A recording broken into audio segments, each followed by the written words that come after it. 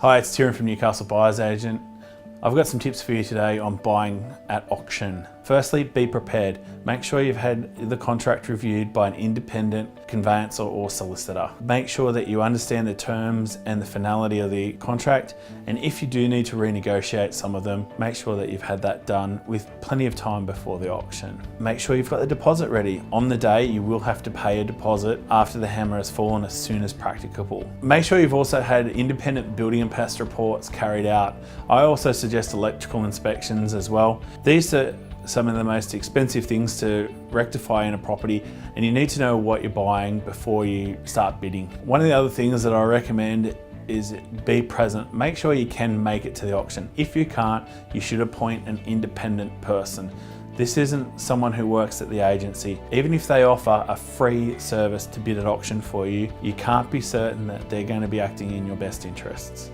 So it's always advisable that you consider getting someone independent to represent you on auction day. This will require you to sign some paperwork so that that person is authorised to bid on your behalf on auction day. Make sure if you have a budget that you stick to it, because if the property doesn't value you up or is beyond what you can afford, you could potentially lose the 10% deposit and find yourself in a bit of strife. A buyer's agent will hold you accountable to your budget and ensure that you don't exceed that. If you are going to bid at auction on your own, make sure that you're persistent. What I find when bidding at auction is if you're persistent and respond to another bid quickly and confidently, you tend to knock the wind out of the sails of the other purchaser.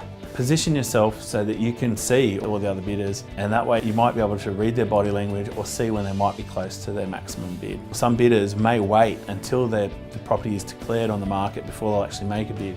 If you're unsure about where the property is sitting in relation to that reserve, just ask the question, is the property on the market?